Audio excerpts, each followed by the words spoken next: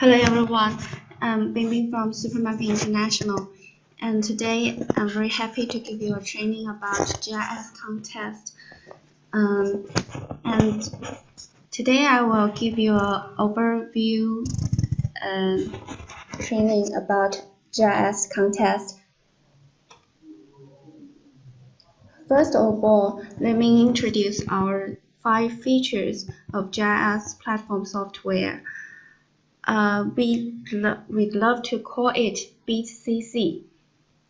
B is Big Data, I is AI, T is Three-Dimensional GIS, and double C are Cloud Edge Client GIS and Cross-Platform GIS.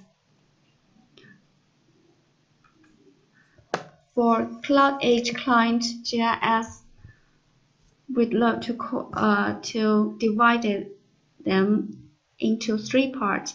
The first one is Cloud GIS. It includes iServer, iPortal, and iManager, which are all our products. iServer is for published data. iPortal is to manage data which are published by iServer. And iManager is for operation and maintenance. And next part is iEdge, which is HGIS server. And the last part is our terminal GIS, which includes PC terminal, web terminal, and also mobile terminal. For PC terminal, we have iObject and iDesktop. Sorry, wait a moment.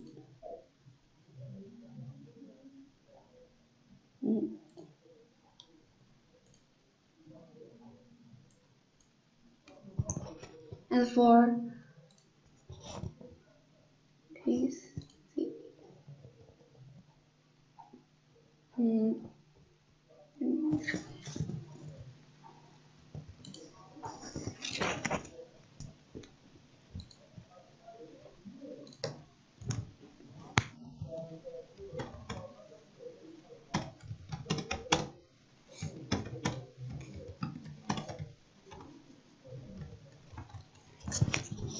Hi, can you hear me now? Could you answer me under this tab? Okay, thank you. Okay, now let's move on.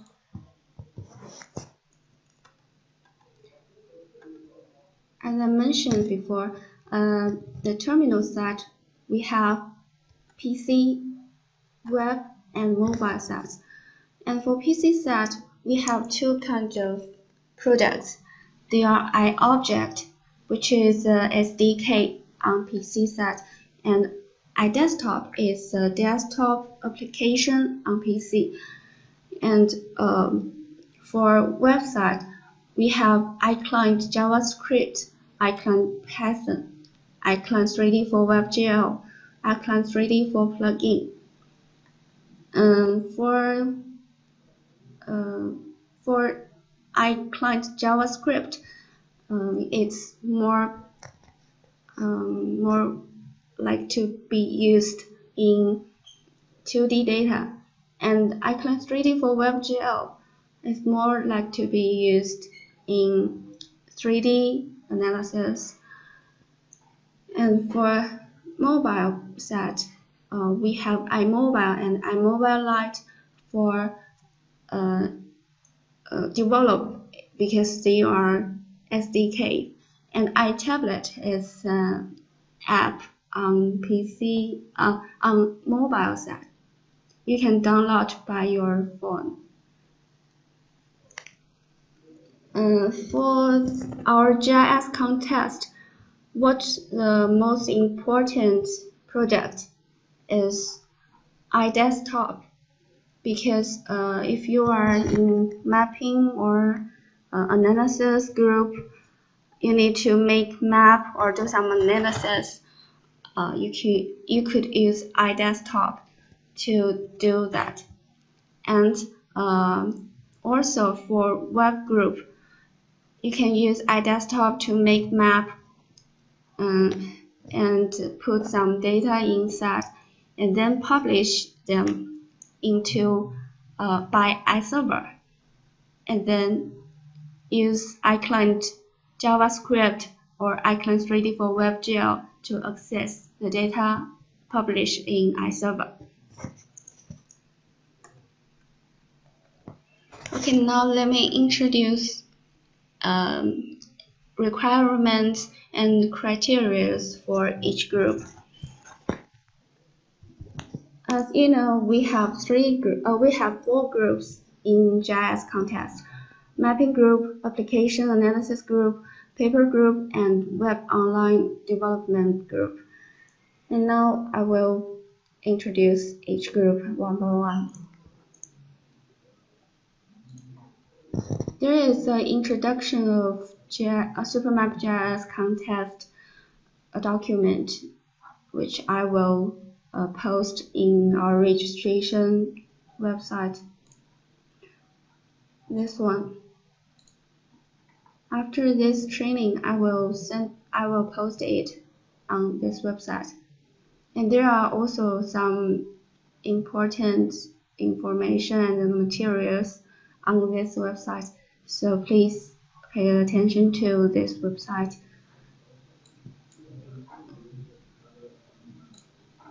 Now let's go to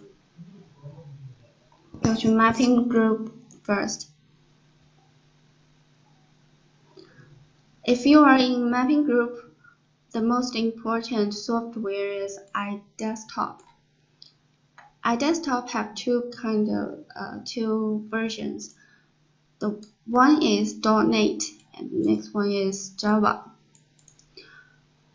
What you need is iDesktop, which is higher than 90 SP1, and this is the how to download the product I will introduce later. Here is data requirement. The data you used can be map data published by countries or relevant organizations, or the big data and other source data from internet. And in order to ensure the security of geographic information and safeguard Chinese sovereignty, security, and rights, you are required to ensure the legitimacy of data sources and have the right to use and issue the data.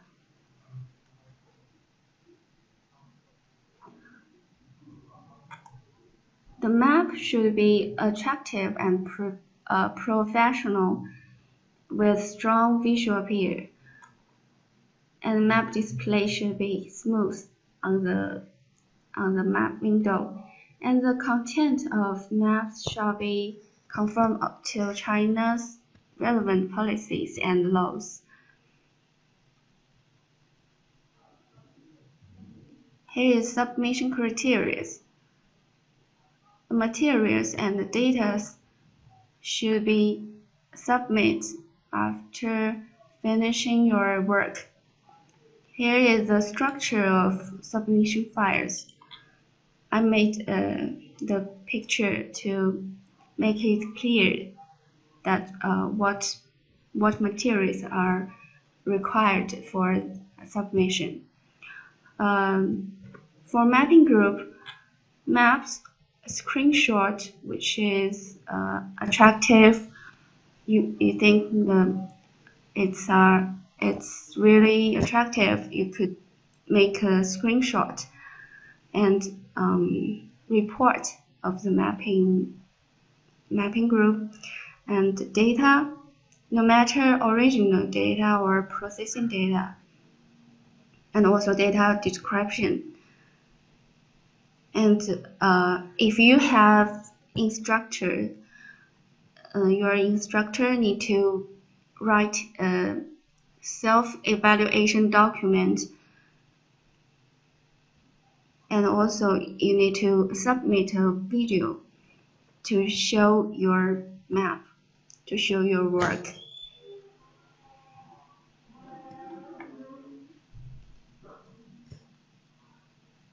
And here is assessment criteria. We will adjust your work by those items. For mapping group, data, map, work display, and extra marks will be taken into consideration for assessment. You could read this document later. And there is also mapping process reference. You could reference 6 steps to make map. For example, the first one, how to prepare data, and then how to process data, and how to render data, and tell the functions of map browsing. Then let's go to application analysis group.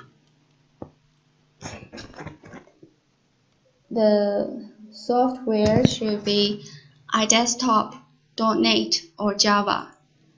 It's same as what mapping group required. And data requirement, what you need to prepare for data is file type data source and file type workspaces. That's because our data source and workspaces can also be saved in database. However, when you submit data, if you put your data source and workspace in database, it's hard to submit it. So file type data sources and file type workspaces are required.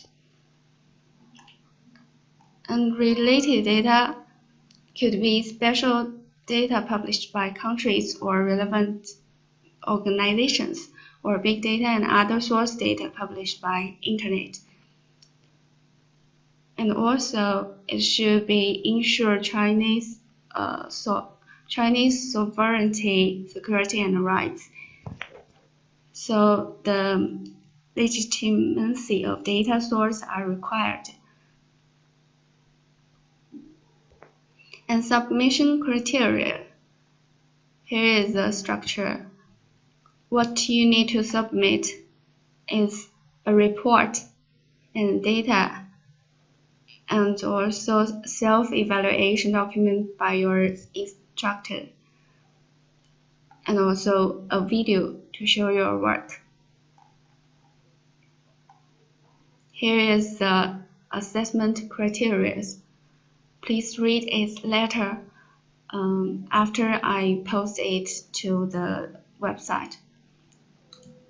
And they are problem-solving ideas, problem-solving process, analysis report, and also the video. Then for paper group, the paper should be written for academic research or technical application based on SuperMap products.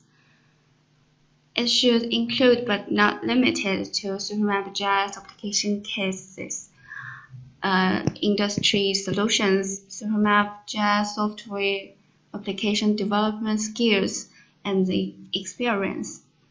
SuperMap 2D and 3D integrated application, GIS technology development status and trend, GIS basic software application of emerging technologies such as big data and 3D.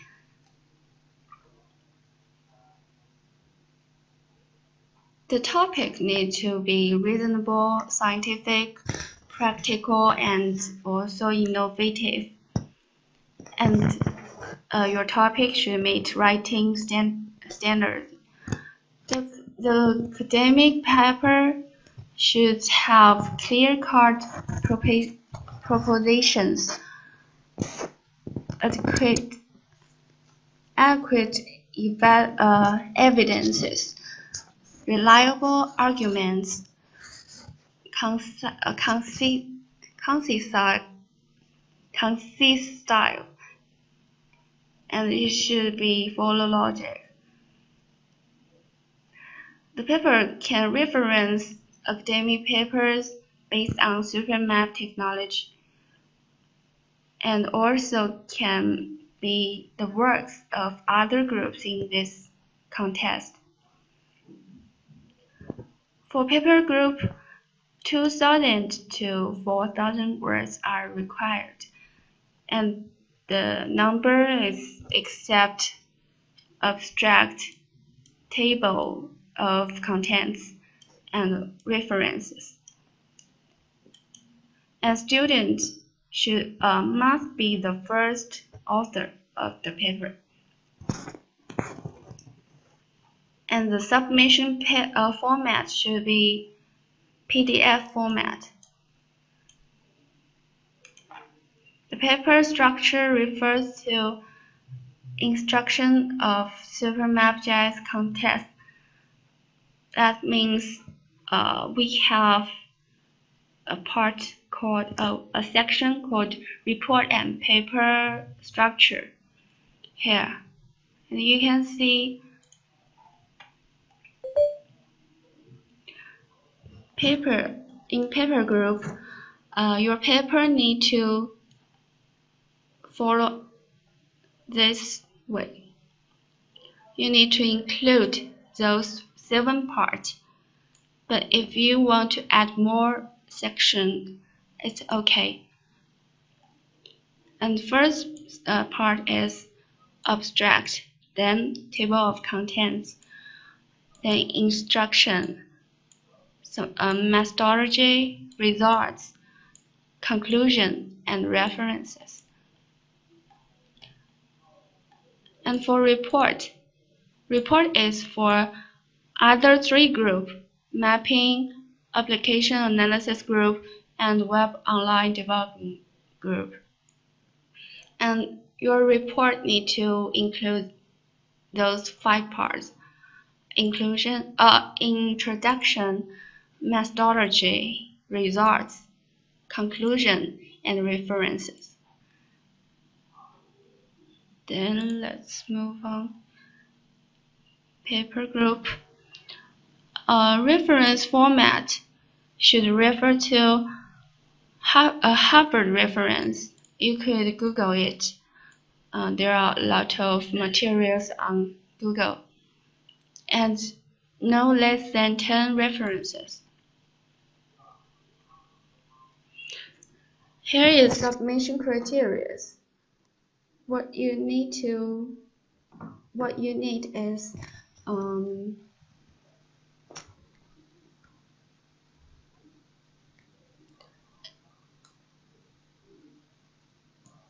the paper could be published in academic journal, and if your paper have been published, please submit a copy of academic publication or certificate of the conference.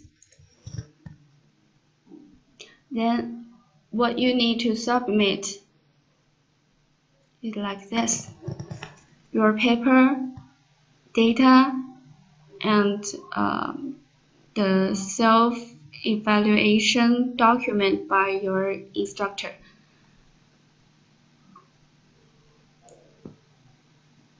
Here is the assessment criteria. Topic, the scientific and innovative, whether it's scientific and innovative, and how difficult of your paper, and whether it's published, and your writing quality and specification will all be taken into consideration in assessment. The last one, Web and Online Development Group. The software you need may be much more than other group things. For example, if you want to make maps or put data, you need to use iDesktop to make maps and something like that, and then publish the data and map by iServer. Then access data and map services by iClient, no matter JavaScript for 2D or iClient 3D for WebGL for 3D.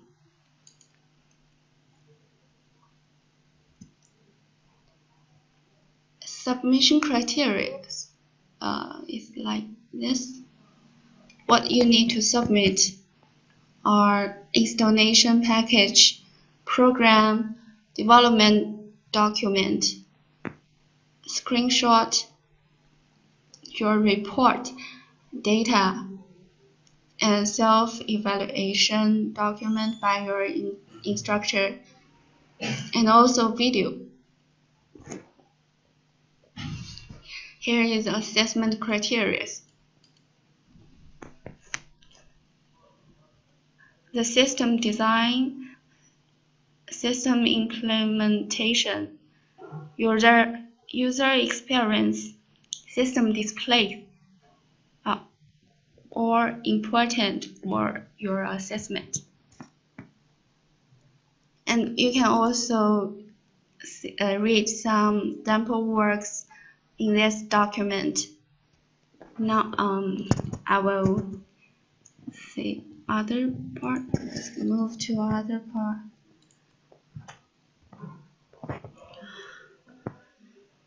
Now let me introduce some study reference on our official website.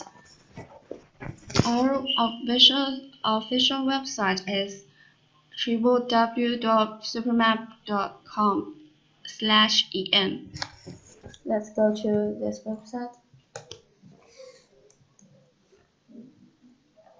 This is the homepage of our website, and under Support tab, there is an online help. This is help document, online help document for every product.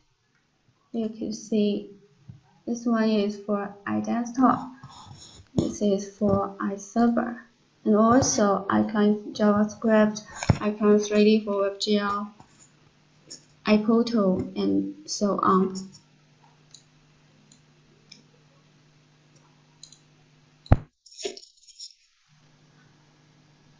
You can find here, this one is for iDesktop.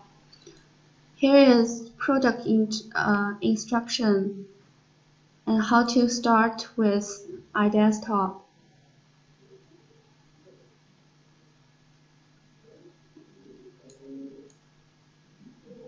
License configuration, how to create maps. You can find all the functions in this help document. And you can also use search function. For example, now I want to know how to do buffer by iDesktop. You could search it directly. Here will be related topic of buffer. The first one, 3D buffer. Next one, buffer analysis. I want to know how to do buffer analysis. Here is introduction, and this is generation a single buffer, generation multi buffers. I hope to read this one. Click it, and then the basic steps of making buffers will be shown here. You could do at this step.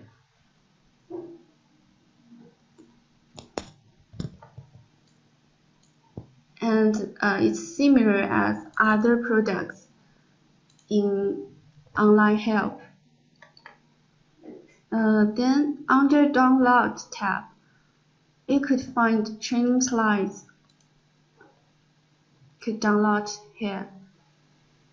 iDesktop training, iServer training, iClient JavaScript training, and so on.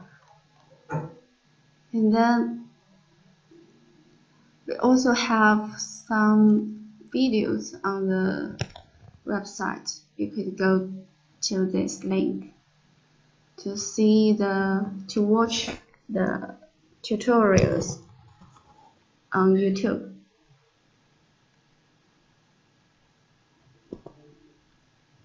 And here is our product packages. That's the most important things for you, because all the products you need is in here. Do you remember I mentioned before the software requirements should be or higher than 90 SP1. So SP2 is much better. You could download iDesktop, iServer, iObject, iClient, 3D for WebGL or iClient JavaScript, and also iMobile.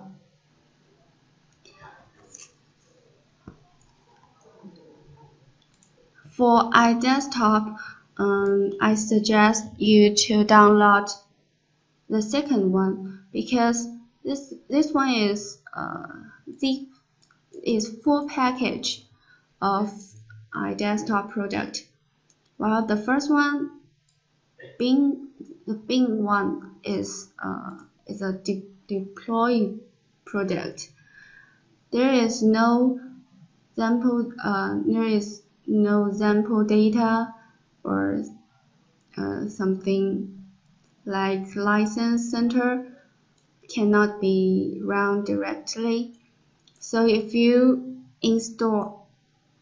download this one, it will be much better to obtain sample data, and the free trial license can be applied directly.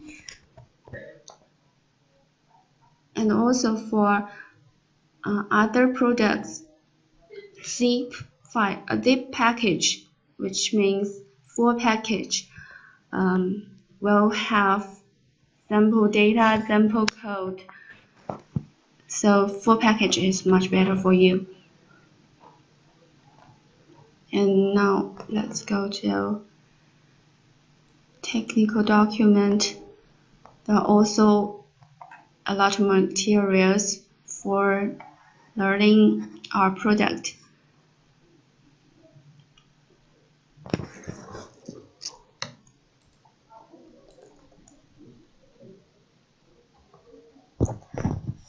By the way, if you have downloaded our product, and after installation, you could find help document, local help document under installation path,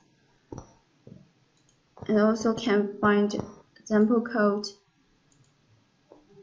under installation path. If you have downloaded iServer full package, iClient JavaScript and iClient 3D for WebGL will be under the installation path as well.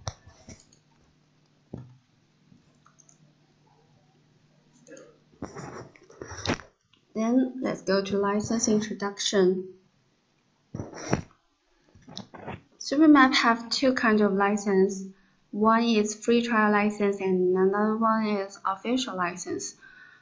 The obvious difference between them is whether there is watermarks on the screen.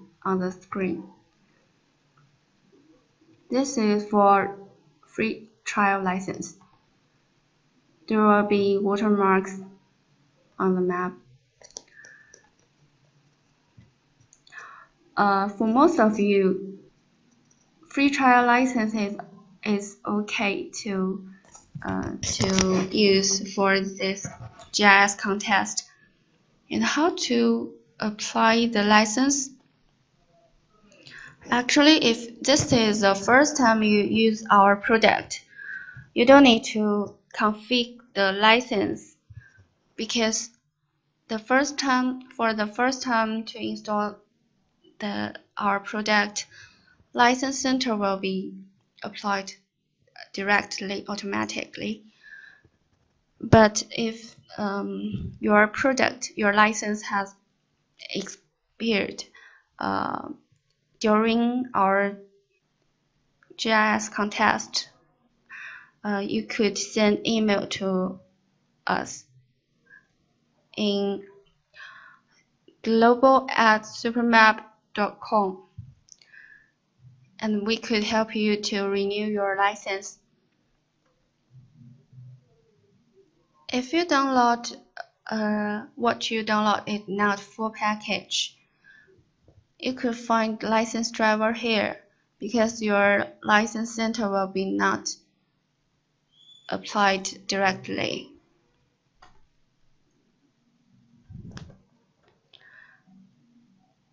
And after getting new license, you could apply it by License Center. License Center is a tool to configure license. It can show some installation. It could be found under installation directory, and license information will be shown in this application.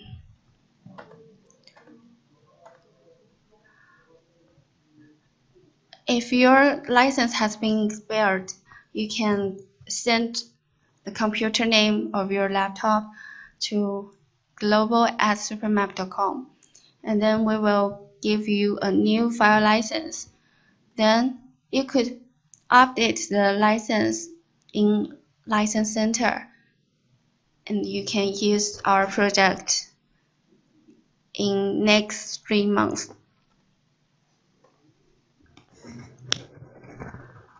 Now let's learn iDesktop.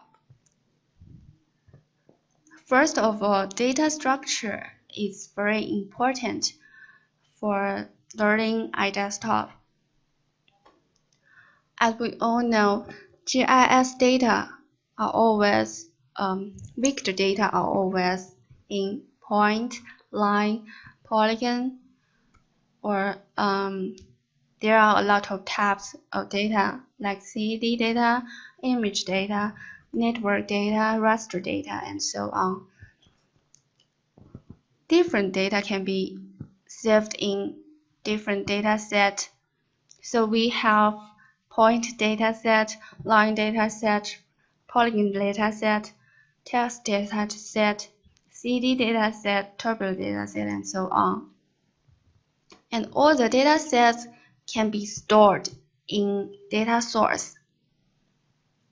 As you can see on the right side, land cover, word earth, word image, and so on. They are all data sets, and all these data sets are saved and stored in Word data source. Data source in iDesktop can be saved in file format. UDBX or UDB and UDD are iDesktop own format, data source format. And data source can also be saved in database. like Circle or Oracle and so on. And all the data sources can be saved in workspace. Workspace, our own workspace file format are SMW or SXW. But a file data source cannot be opened in two workspaces at the same time. So if you open two workspaces, you cannot open one data source at the same time.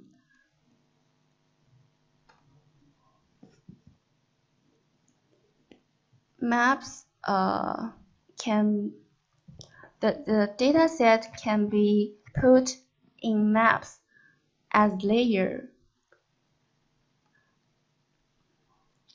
Map layers, layout, 3D theme, resources are all saved in workspace.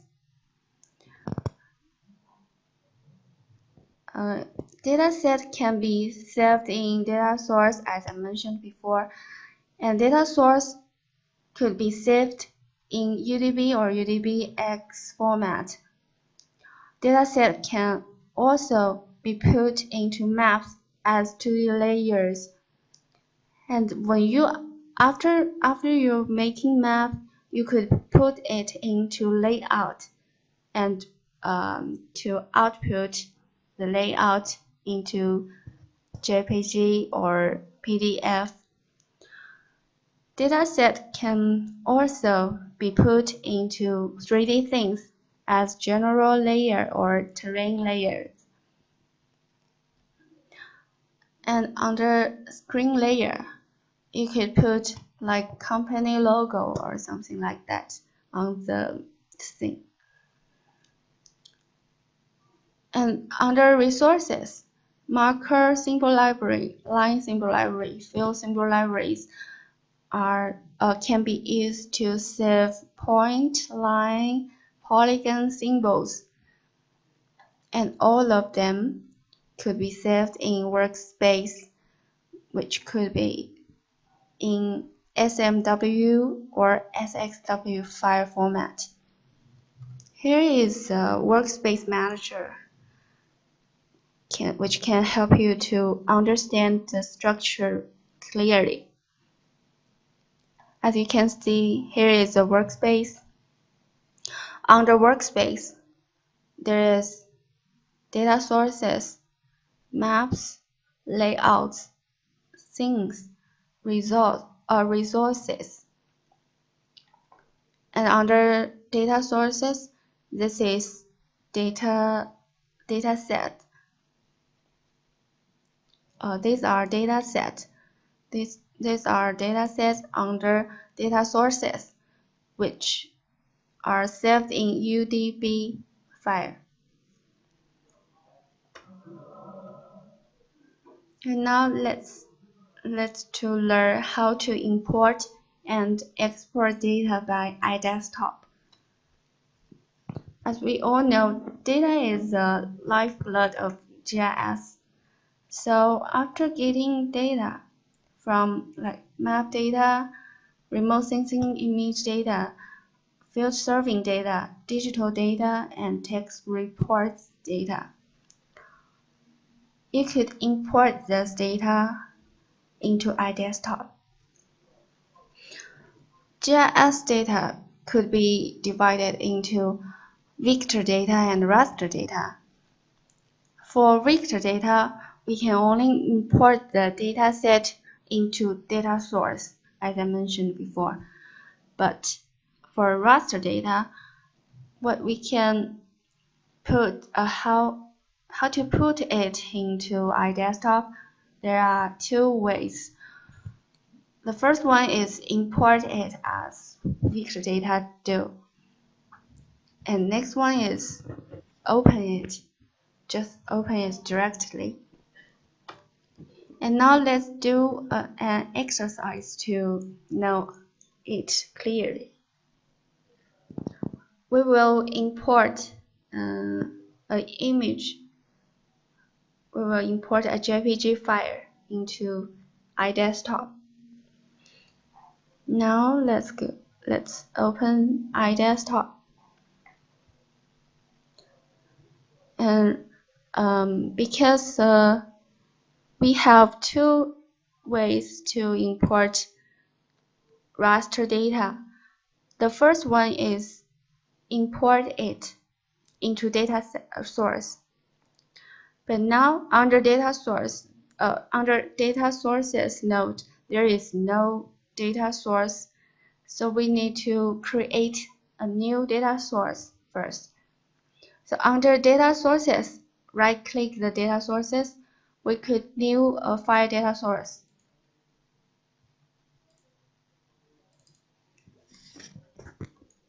Could save it as source export. And now there is a new UDBX file. And right-click the node of data source called import and export. We could import dataset here. Click it and click add file.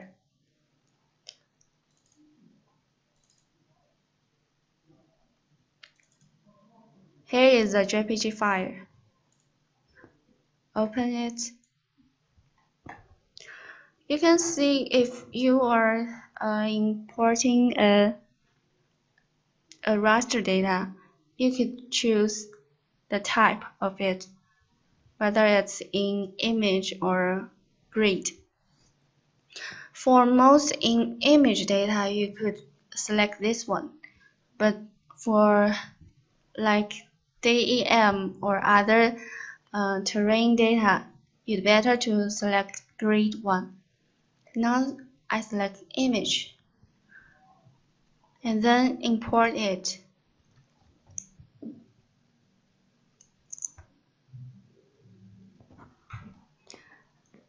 Double click the data we imported just now. Then the image will be shown on the map window. And here under Layer Manager, here is the layers we put into the map. And now let's try another way to put image JPG to iDesktop. Just open it. We could try to import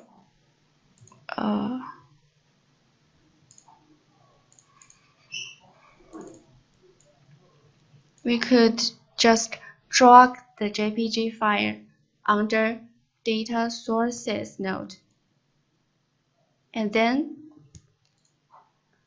the image data will be shown here. While it's only an image, double click it. A new map window will be opened here. They are the same map. They are the same data set, so it shows similar. But the difference between those two kind of data import, you can see right-click the data. The first one, we import it. We could copy dataset, export dataset, close dataset, and so on. While under this one, right-click image, you could not copy, export, or delete it because it's only one dataset. And under data source node, right-click, you can import dataset, select dataset, and so on for this data source. While for image, for the dragged one, we could not delete dataset, export dataset, and so on.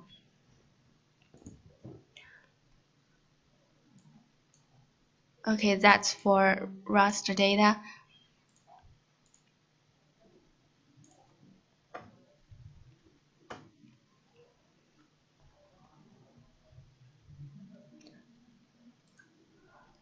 And let's check, right-click the Import Export Data Source and click Import Dataset. If we import it, import the JPG file,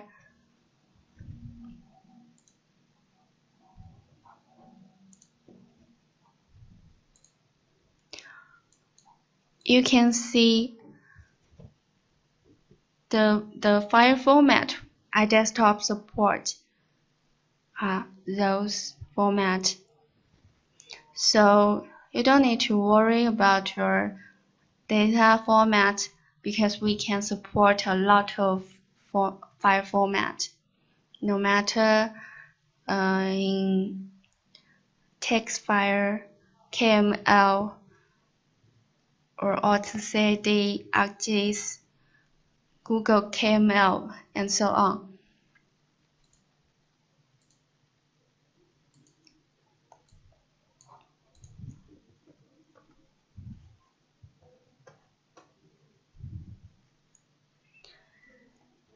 Then for fixed data import, we will try to import a CAD data.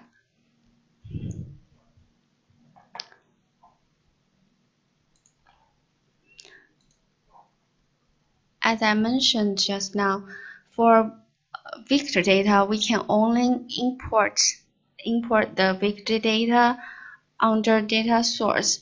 So we can import it under import and export data source by right-click and import dataset, add file.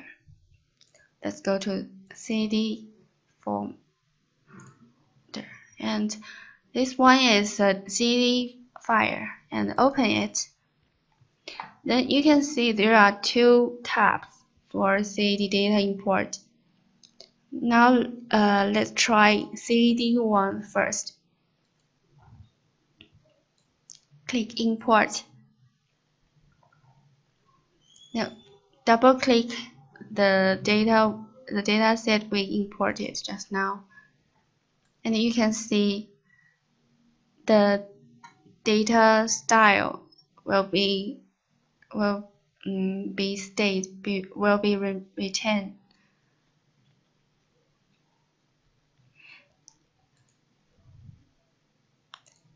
And next one, right-click the data source and import dataset. Try simple dataset this time.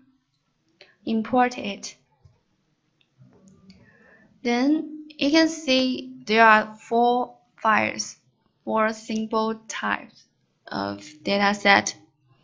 They are point, line, polygon, and also text. Right-click the nodes and add them to a new map. You could say, this is what we import just now as a simple data set.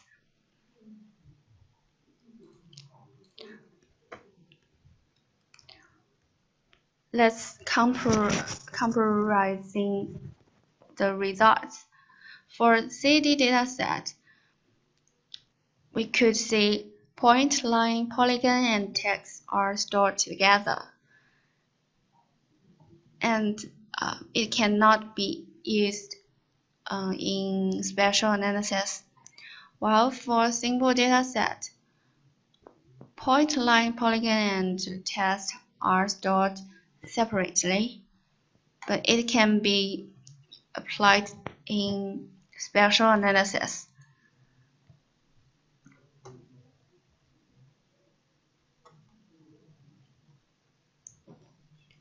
Okay, now let's try to import other GIS format. like shapefile format. It's also a vector data. So under this data source, right-click and import dataset. We could find the shapefile data and open it. Just import and right-click the node, and you can add it to new map. And you can see this is a shapefile.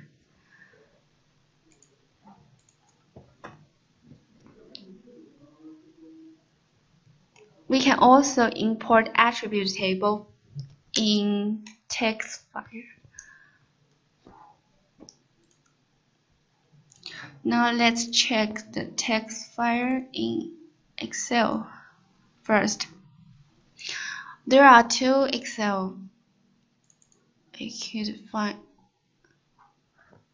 this one with coordinate.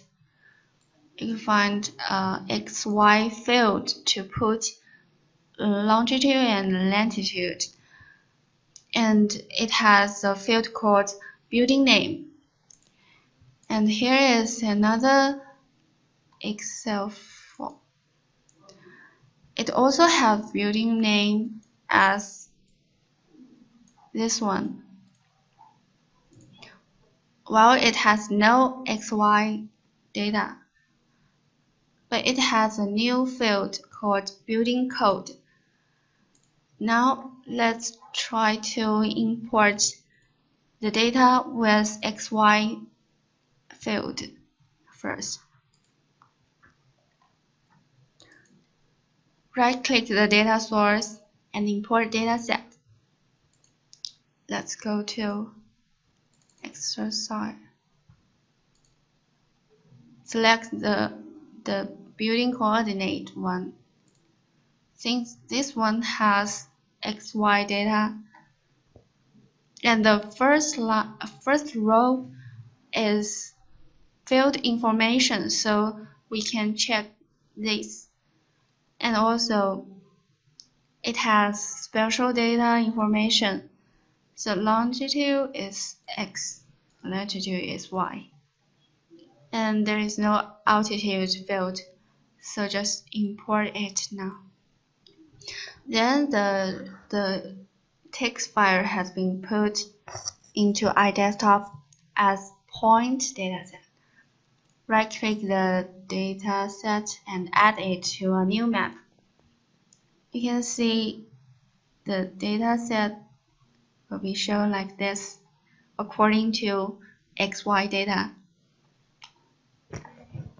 And now we can import another text file with code. Open it. Because there is no XY data, so we don't need to check import spatial data.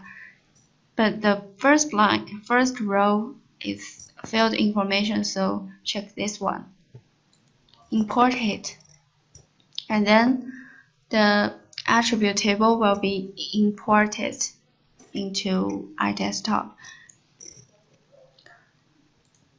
Right-click the point dataset and browse attribute table, and you can see what it has is ID, building name, XY fields. And now I want to apply the building code field to the point data set. We have a function under data tab. Here is a append column under in data processing. So use it. Data source could be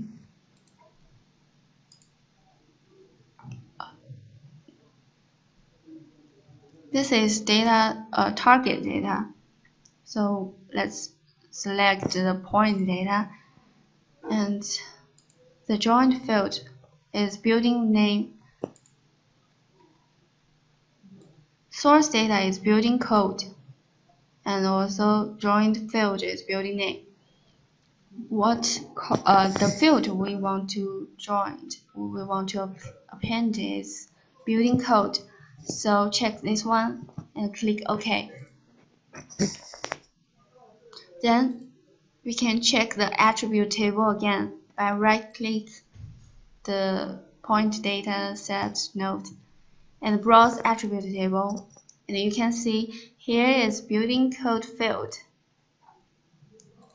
And now we can show the label of the code, the building code, by right-click the layer under Layer Manager. Here is the Create Thematic Map. We could go to Label Map, the first one, and click OK. Then on the right side, you can see here is the Thematic Map Manager. Under Properties, there is Expression. Now what's showing in the map is building name field. But now we want to change it to building code.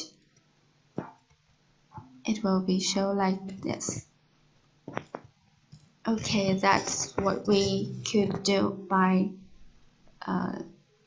importing text file.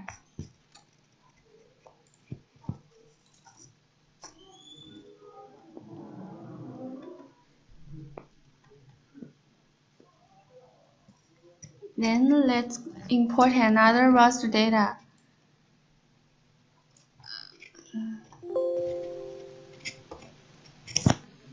This is the TIF data.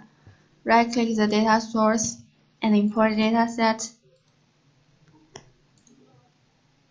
TIF data, this one. Open it and tap with select image as well and import. Then double-click. And you can see the TIF file.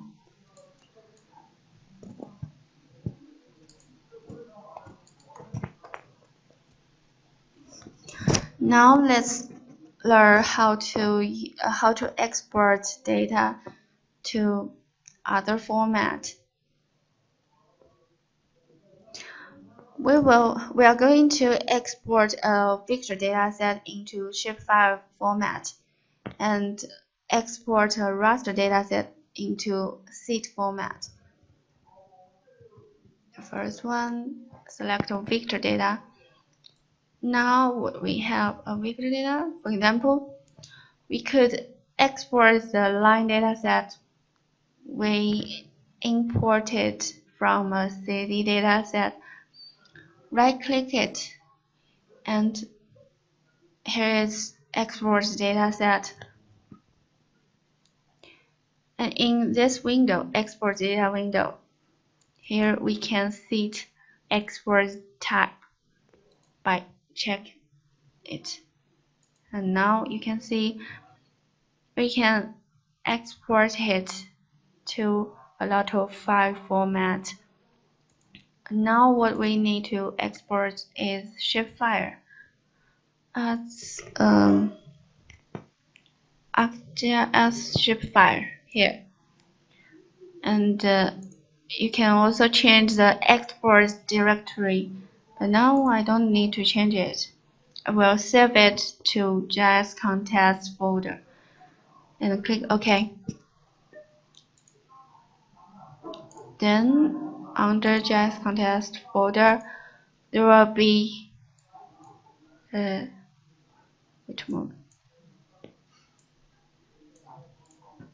export. There will be shapefiles under this folder. They are what we are exported just now. Then we can also import the dataset. That's under GIS context folder and open it.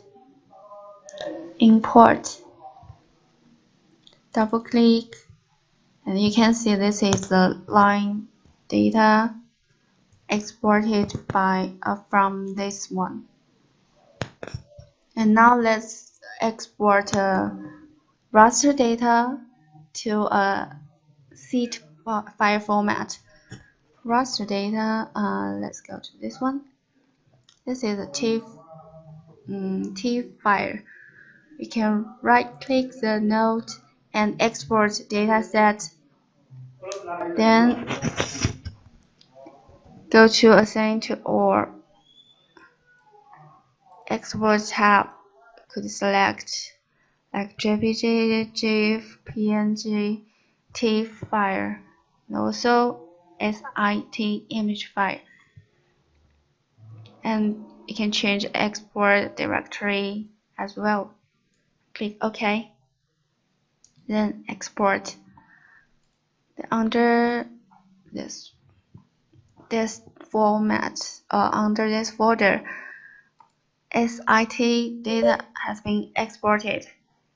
We can check it by right-click the dataset. Alright. Select this one, Word as SIT, and open. Then import. Right-click to add it to a new map to speed up the display. Okay, now the SIT format has been exported successfully.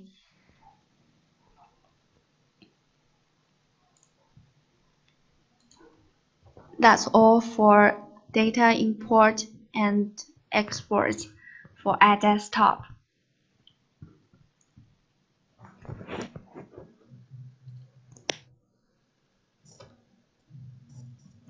And now let's do some exercises by a desktop.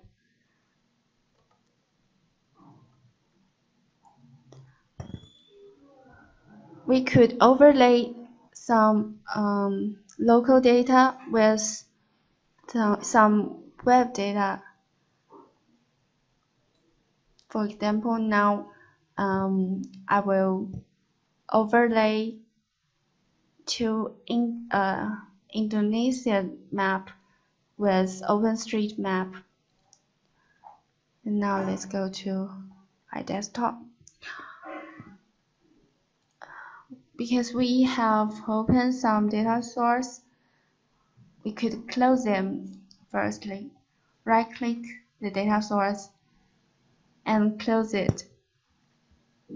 If we close the data source can be opened again because the data set has been saved into the data source. Close it.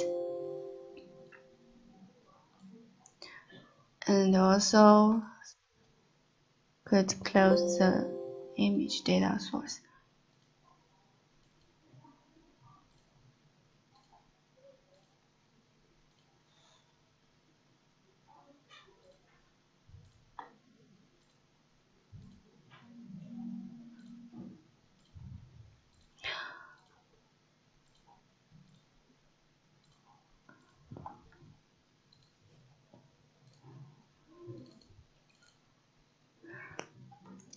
This is the data we will use later.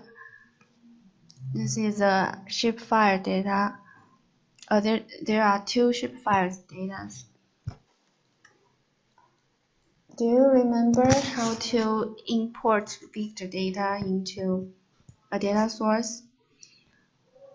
Now we need to new file data source first.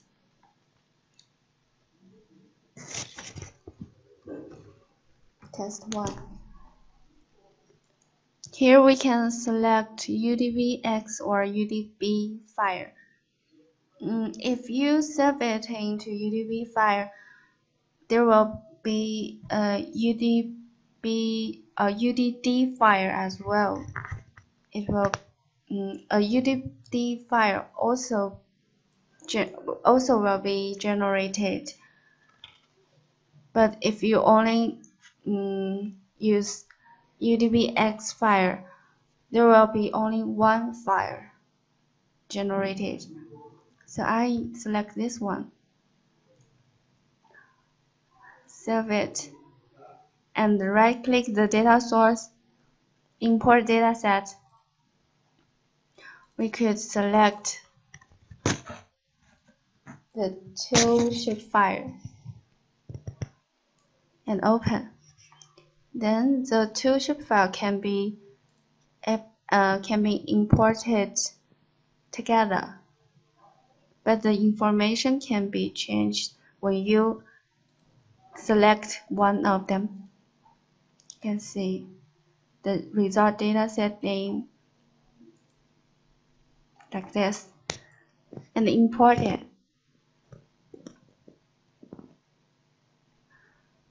Then right-click the nodes of those two datasets. You could add them to a new map. This is the shapefile data. Water areas is smaller than its main one, so I drag it to the top.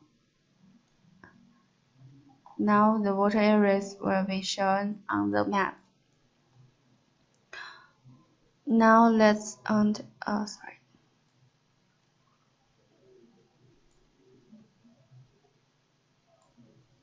Now let's open a web data source. We could right-click data source and go to right-click data sources and go to open web data source. Then there are a lot of web data source under this tab. Then we can go to OpenStreetMap and open it. Then under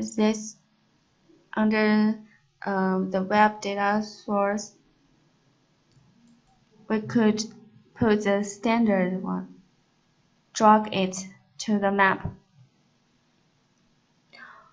If the current map window or a window data coordinate system is inconsistent, we could use dynamic projection to put the layers together in the map. So click yes. Then because the OpenStreetMap is on the top of the layer manager, so we could drag it to bottom. Then it will be like that. And we can also change the styles of the layers by right-click and go to Layer Style.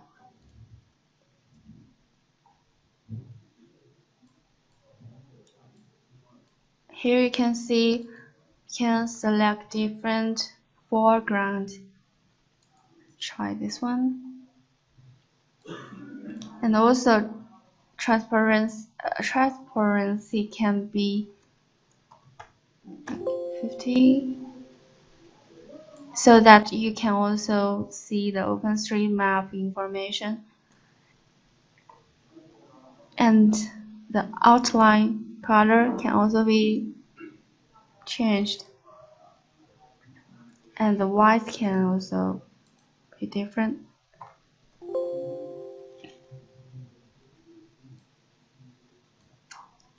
Then for water areas, you can see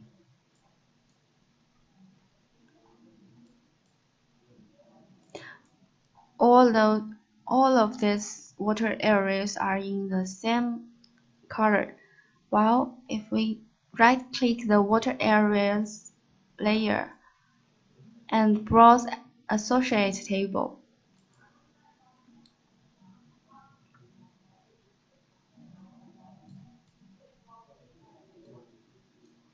you can see there is a field called name.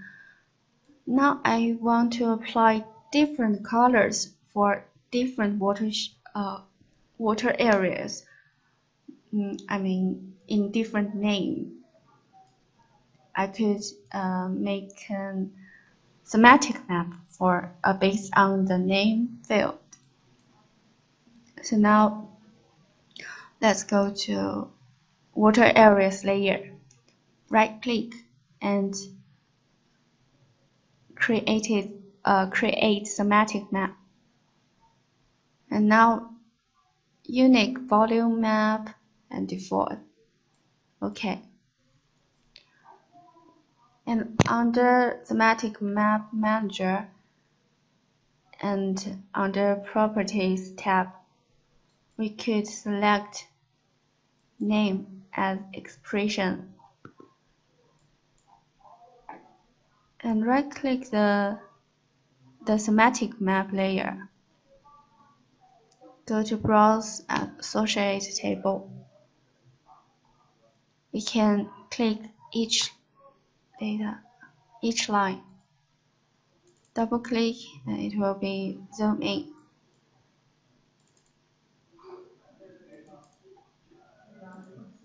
Let me check.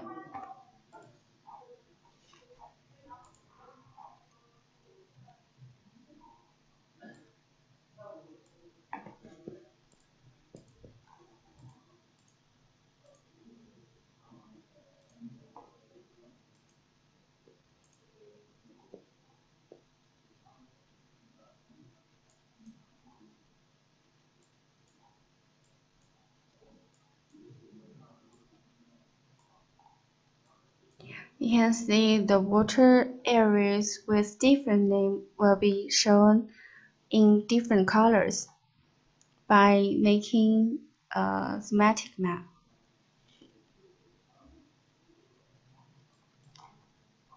And after making a map, if you want to save the map,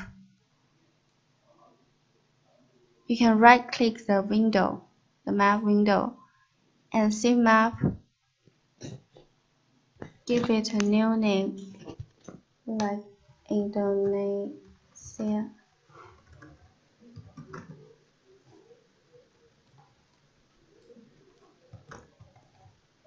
Click OK. Then under Maps, there will be a new map called Indonesia. We can close the window and double-click the maps again. It will be saved in this workspace. However, the workspace has not been saved. So if we close the workspace, there will be nothing saved. So let's go to save and save it as test1. It will be saved in SMW format, which is a workspace format. So now save it.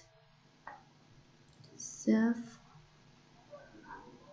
And then you can see the workspace name will be shown here. And now we can right click the data source or the workspace and close the workspace.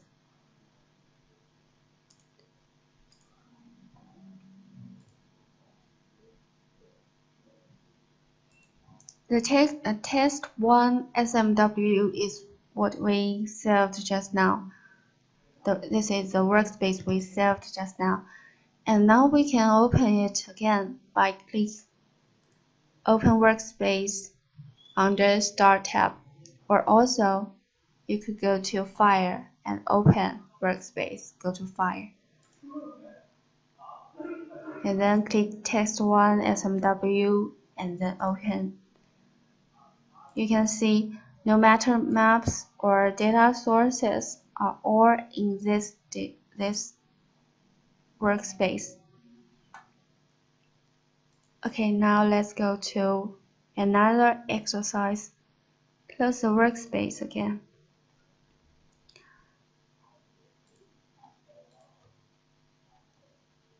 Now, what you need to know is how to do registration and how to digitize paper map or something like that.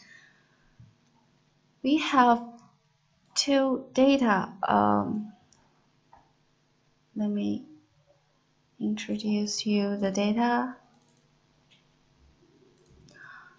There is a JPG file without any coordinate information, and there is a registration reference points dataset under UDB data source. So now let's open the UDB first. You can see here we have UDB and UDD because these two files should be exist together. Now let's open the data source first. Right-click the data sources and open file data source. We could open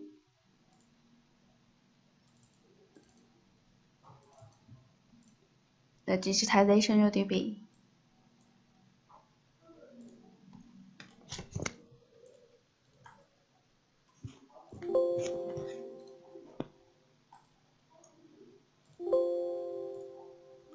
Okay, this one is reference points. Double-click them. You can see there are 4 points. They are reference points. Right-click the dataset, the point dataset, and go to Properties. We could say under Coordinates tab, there is some coordinate information. Well, we can also open the JPG file. Right-click the data source, import.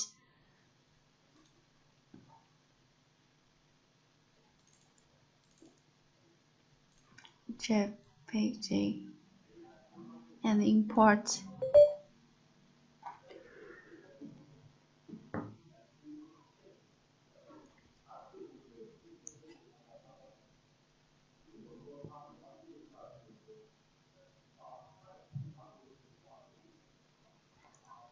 And now we can drag the New Haven 1984 JPG file on the map to the map,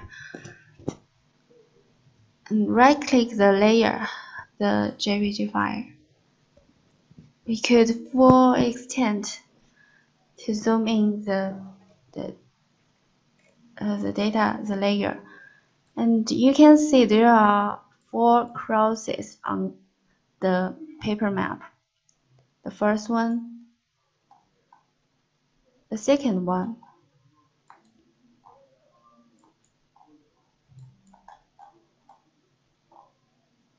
the third one, and fourth one.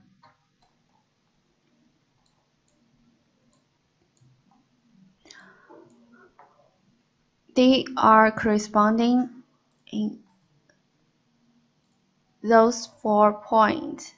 So actually, those 4 points and the paper map should be overlaid. Well, now because you can check the properties of New Haven 1984 under coordinate, you can say there's no projection parameter here. So now we need to do registration first and apply the coordinate system for New Haven 1984. So now let's do registration first. Go to Start tab. Here is registration under Data Processing. Select New Registration.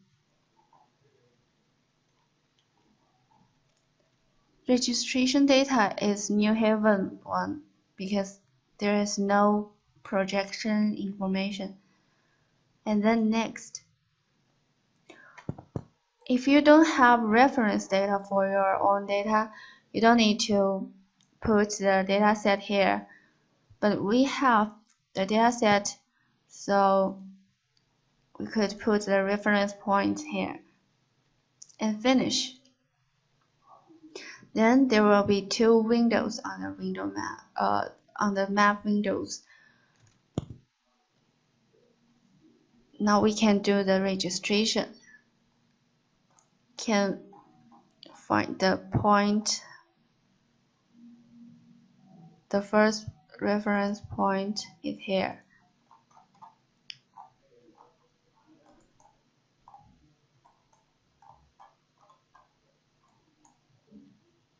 This is the second reference point.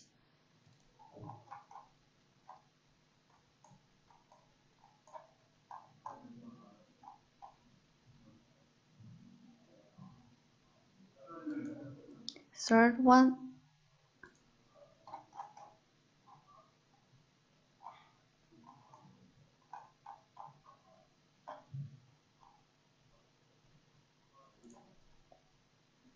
And as you can see, the algorithm of registration, we select liner 4 at least. So before select 4 reference points, we cannot calculate arrow and do registration. While if we select 4 points, we can calculate the arrow now. You can see there is a form to put source point and target point. If you don't have reference points, you could edit the target point. If you know the coordinate data, you could just tap it into this blanket and then calculate arrow. Then we can do registration.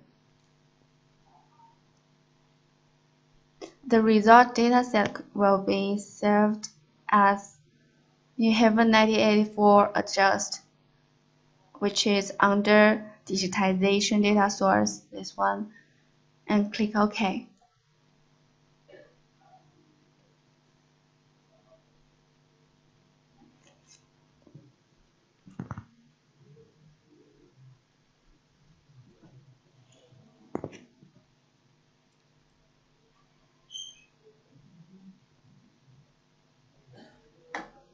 Then a new dataset called New Haven 1984 adjust will be shown under digitization data source. Now we can check the dataset adjust one. Right-click the data set and add it to a new map. Yes.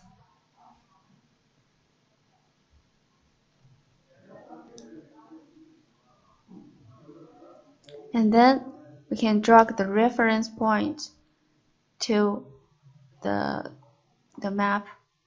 Can you see the point, the reference point on the map? To make it clear, right-click the point and go to Layer Style. Select this one and change the width. 6.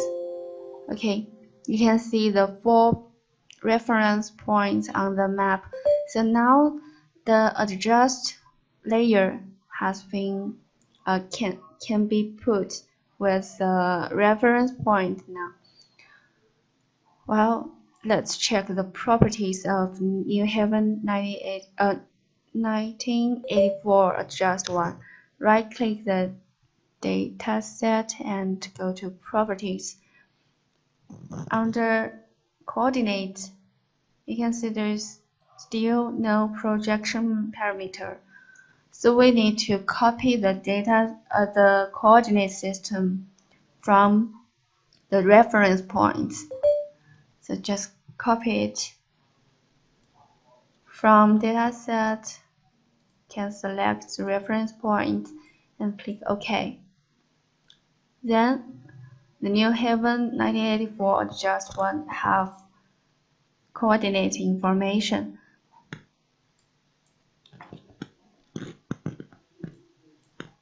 Then you can see in the map there are some black area which are actually they are buildings. So now we can try to digitize some buildings based on the paper map.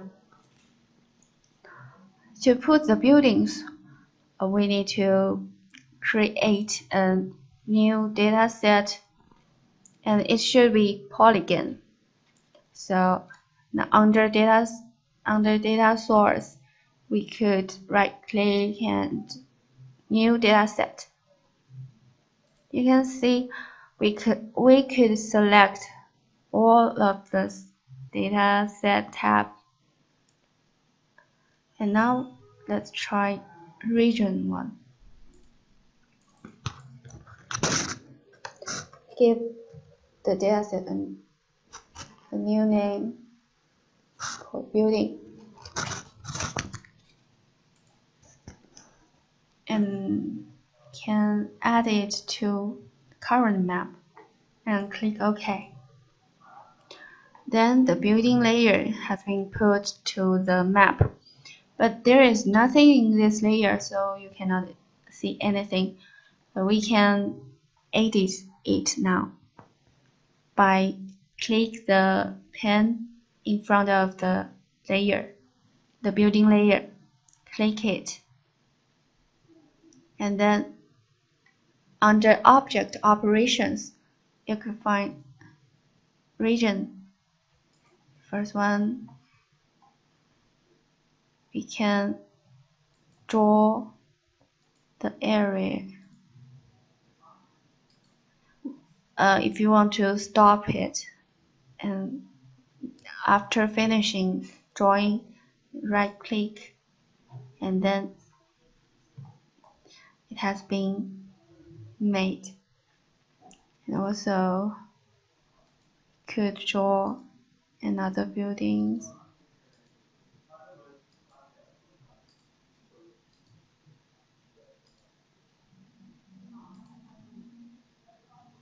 Right click to stop. And we can check the if we want to stop drawing, just click the pen and make it uneditable. And now we can see we can check the attribute table. Right click the layer or right click the dataset, browse attribute table. You can see there are two records. And if you want to delete any record, you can just click delete record under attribute table.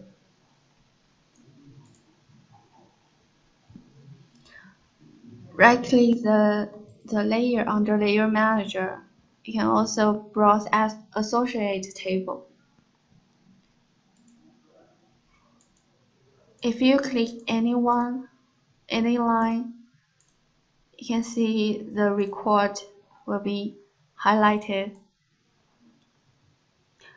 If we want to delete anyone, go to object operation. Go to attribute table, and you can delete the record directly. Click yes, and then it will be removed. Okay, that's how to edit data.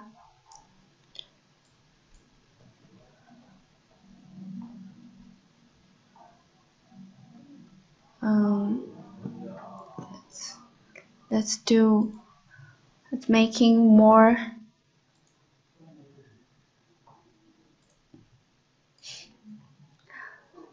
Let's draw more buildings on the map.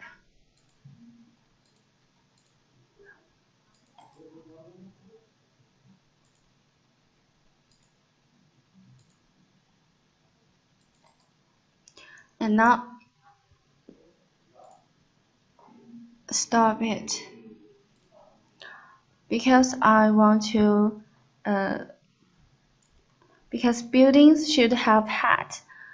So now I want to create a new field for building dataset. Right click it, go to properties. Under attribute table, you can see here is the fields, all the fields of this layer, this dataset. There is no height field.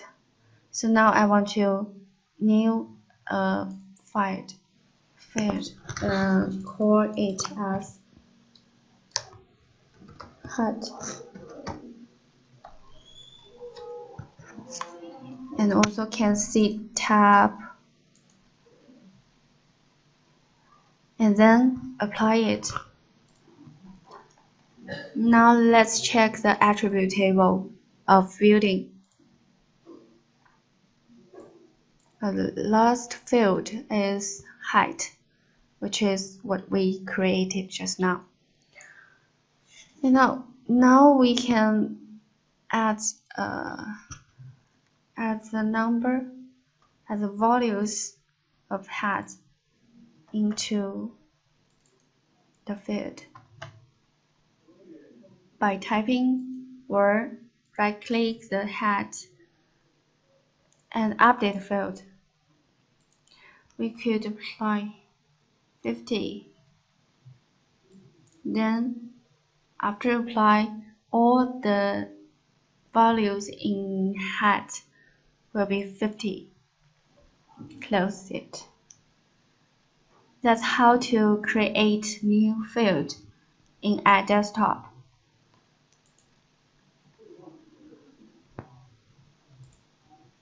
Okay, that's all for exercise 2.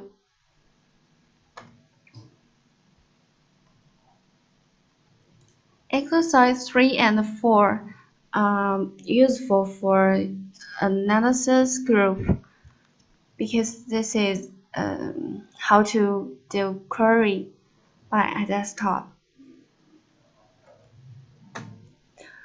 Now what we need to do is to find water, to find rivers which are larger than 50 square kilometers in Kalimantan Tengah province, which is in Indonesia. And the first step is circle query to find where Kalimantan Tengah is, and then select the rivers which has more than 50 square kilometers. So now let's open the UDB data source. Now close the data source.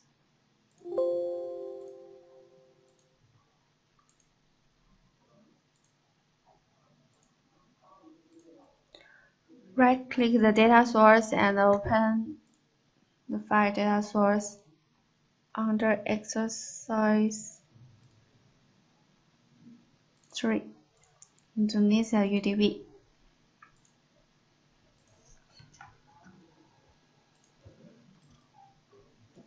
Add them to a new map. Put water areas to the top. Okay, now let's select Kalimantan Tengah first. Because Kalimantan Tengah is a province in Indonesia, it should be in this layer, administrative one. So now let's query Kalimantan data under this layer. Let's go to analysis. Here is two query. Wait, the first one is circle query. That's what we need now.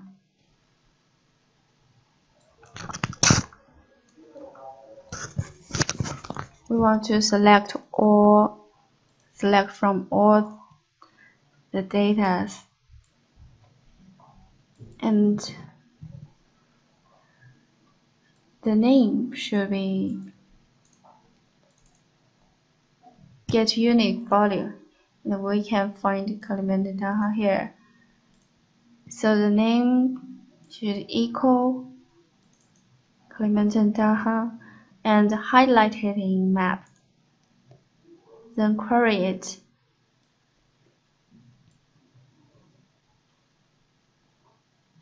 You can see this province called Kalimantan data has been highlighted in the map. You can see the name. The name is Kalimantan data. And now what we need to do is highlighted the water areas inside the province. And the area of the rivers should be larger than 50 square kilometers. So now let's go to analysis again. And now let's go to special query.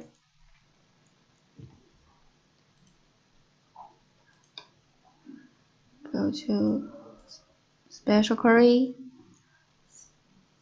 To this special query, what we will query is water area 1. So check this one.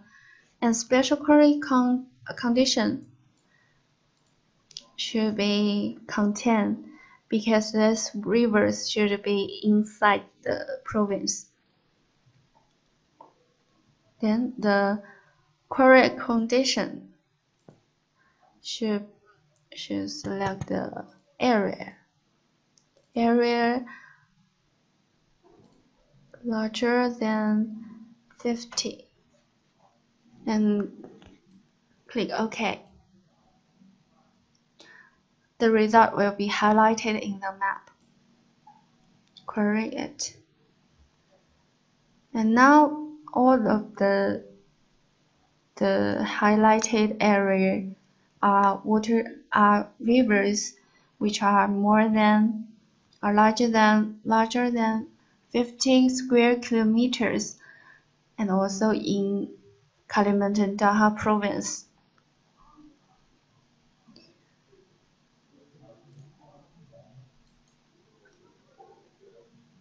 Now we can try another exercise to make it clear, to make the query clear to understand. This exercise is to find buildings which will be affected by road expansion. For example, a road called Xinye Road will be expanded for 20 meters,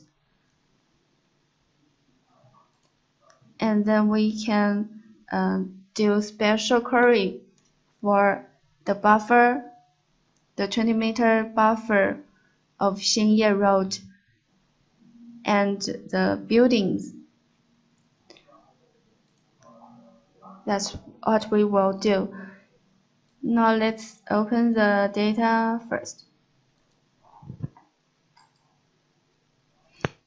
Close the data source and open another one.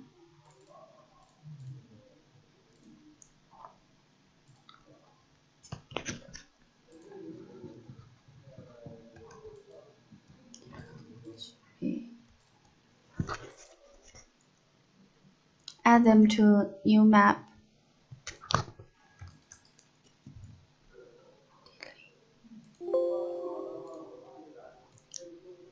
Okay, the line data sets are road layer, and the polygon data set are some buildings. And now what we need to do is select Xinye Road first. Let's go to analysis and circle query for line data sets, because we want to find where is Xinye Road. So the select all the data where name with name, road name equal get a unique value. Xinye Road is here. Double click, then highlight it in map query. You can see the blue highlighted road is Xinye Road. What we need to do next is making buffer for this line, for this road. So now let's go to analysis and buffer zone. Buffer zone. The radius should be 20 meters, and the data, the result will be saved in the same data source, and the name should be buffer. Click OK. Then the buffer has been created. And now I want to do overlay analysis, not overlay, but another special query, and the condition should be overlay. So what we need to do is go to Maps tab and select the buffer first, and then go to Analysis, Special Query, to this special query, and click because this one is for building. So what we need to select is buildings which will be affected by road expansion. So now let's try overlap region and region. And we don't need to put attribute query condition here because there is no condition here. So the result will be highlighted in map as well. Query it, and then select it. And you can see here is the result we queried just now. All of these buildings are affected by road expansion if the Xinye Road will be expanded for about 20 meters.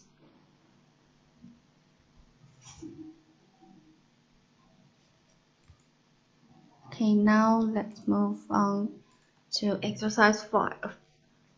This is to make thematic map.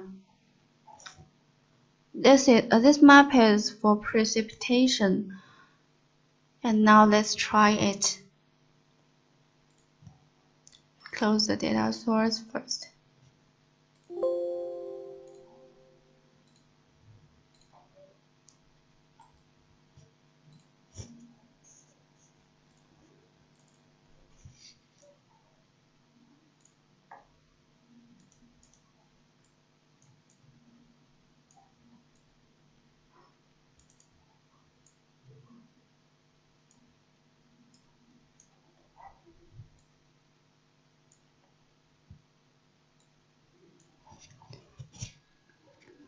Those data are what we need.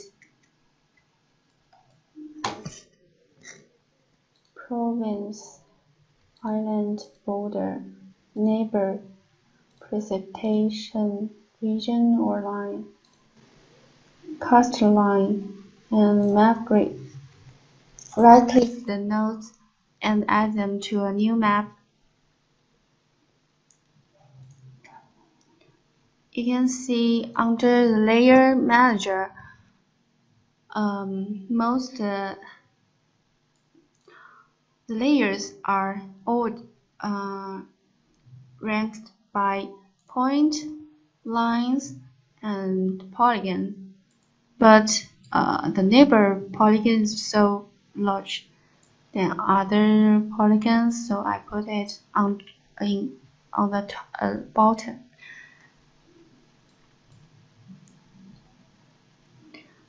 And now we can change the styles of each layer and also make some schematic map. The firstly, I want to right-click the point layer to change the layer style. This is province. This is province capitals of China. So I select this one, change it to 4, and then right-click the data, the layer of province capital. We can browse associated table. You can see the last one is name field. Now I want to put the name of each capital on the map. So now I can create a schematic map, which is a label map, and select the first one, uniform one. And under properties, you could select expression as map as name, and like this. And also the advanced styles. We could we could make the font bold and have outline. The size and the font size could be changed. Could be based on any field, but now we don't need to do that. For hat, we hope it to be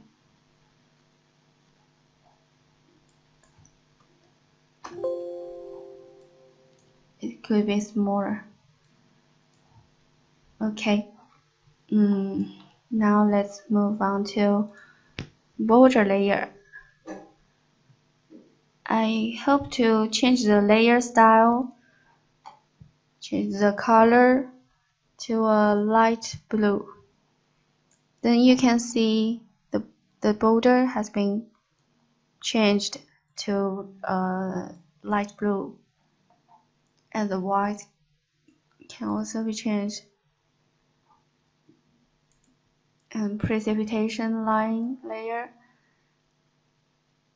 Right-click the layer and browse associated table.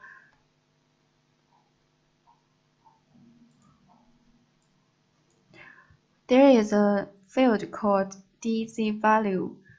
I want to show those label on the map. So create another schematic map.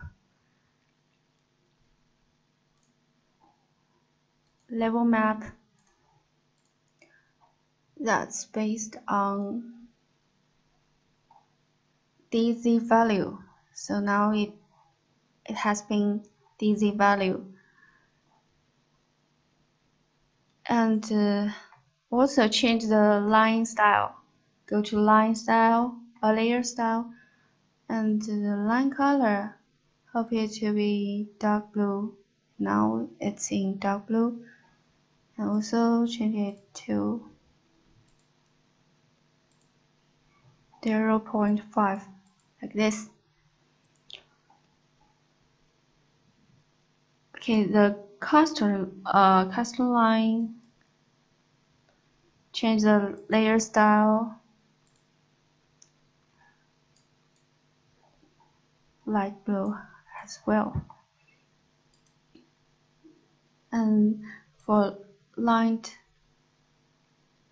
when I click it, the style will be about the island layer. So now we can change the foreground to, you can see Taiwan island has been changed to white, and the neighbor R can also be changed to white.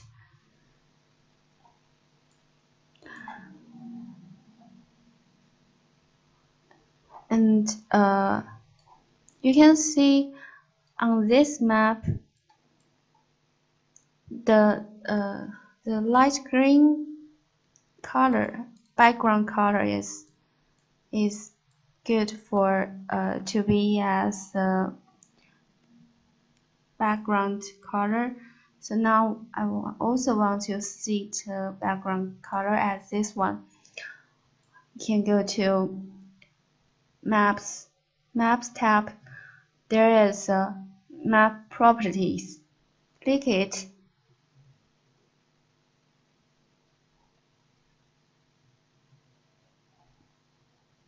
Could go.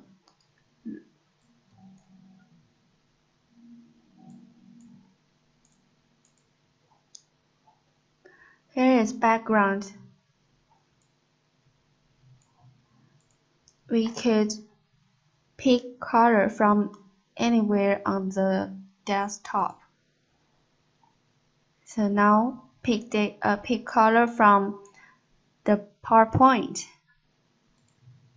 Then the background color will be the same as what we picked just now. And now let's make another thematic map for the precipitation. Right-click this layer, create thematic map.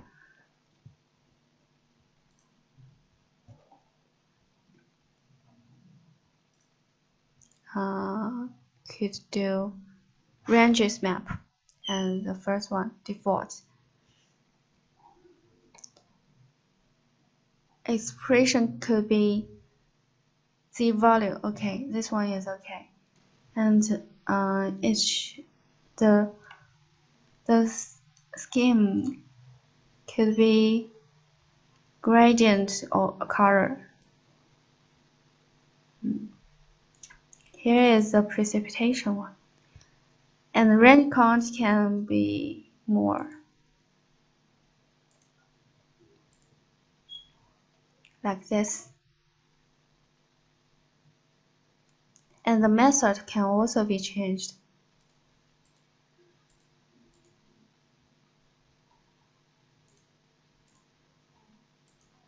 Okay, now we have created the thematic map and could make it invisible, this layer invisible, or just delete it in Layer Manager. And after you zoom out like this, you can see the name of the province capitals. The labels will be overlaid with each other, or the labels of the precipitation line layer can also be overlaid with each other. So it's not really nice for this map. So now we can see like visible scale. For the first one, this is the name of province capital. Now we can see the visible scale, see current scale as main scale, and also the point of of the province capital. And then if you zoom out, you can see the capital layers will not be shown anymore. But if you zoom in, it will show again. Okay, that's all for making map. And then if you have finished making map and you want to export map with a lot of elements like legend, scale bars, north arrow, and something like that, you could go to layout. Before using layouts, we need to save the map first by right-click, as I mentioned before. Save map has precipitation and click OK. Then precipitation map will be shown under maps. And now let's go to layouts and right-click the layouts, new a layout. Select blank template. We could change the orientation to horizontal, like this. And now under object operations, here is a map function. We can select rectangle, right click and right click again.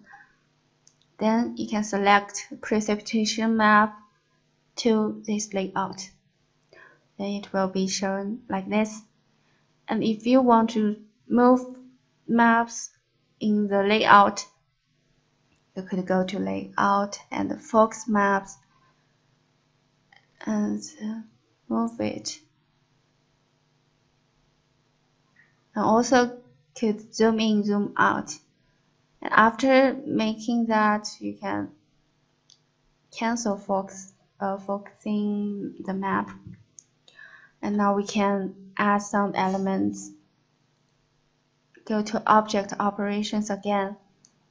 And now we can see, we can give it a name.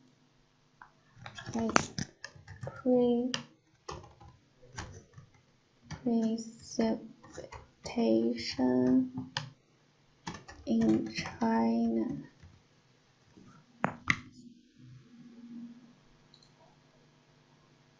Okay, now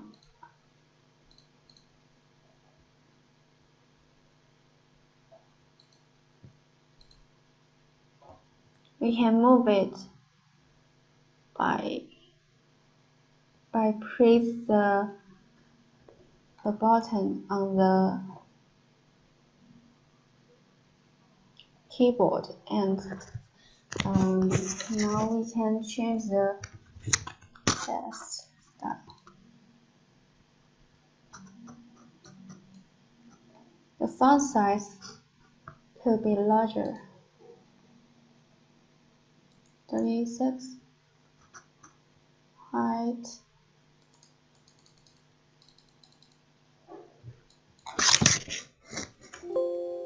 okay, like this.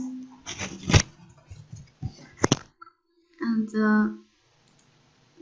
the font could also be bold.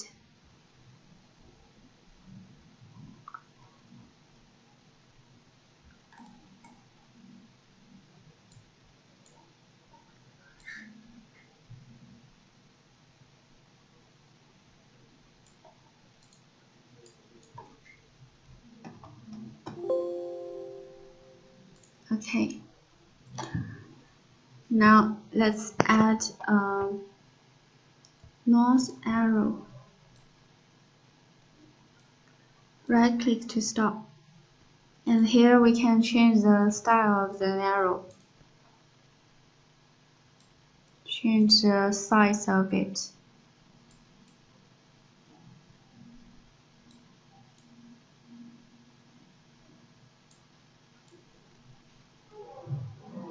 Like this.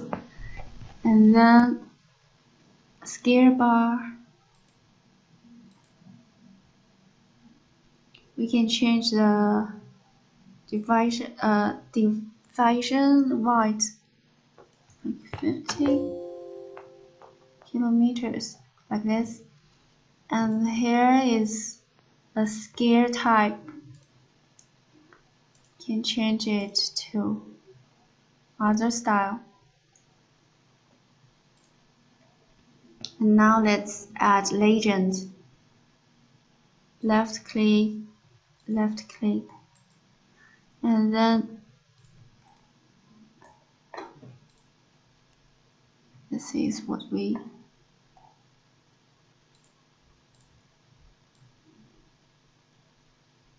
this is the legend we have created, but what we really need is from here to here, because this is a precipitation map.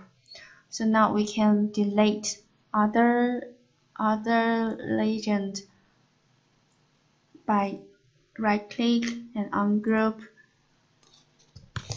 then select what you don't need and delete directly. This one can also delete.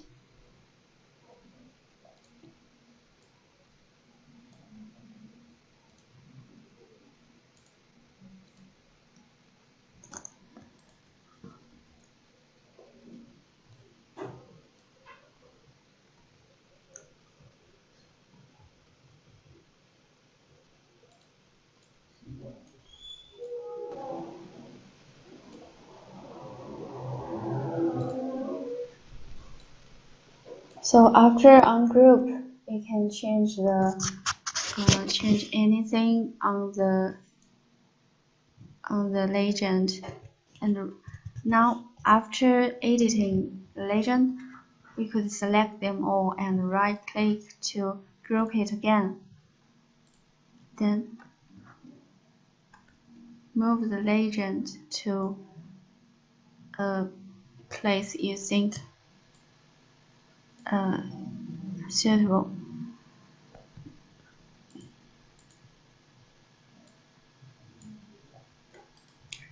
Group.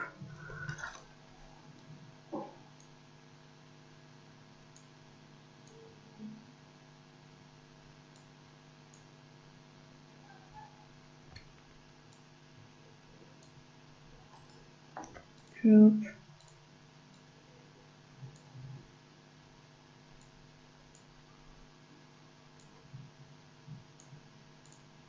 Okay, now this map has been made. And if I want to export the map, firstly, save the layout.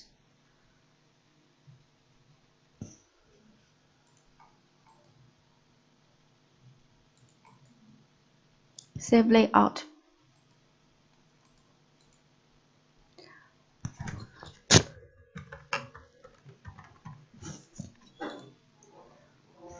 And right-click the layout node.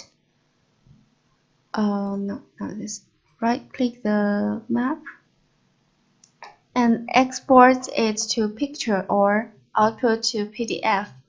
Now let's try export to picture. Save it as presentation.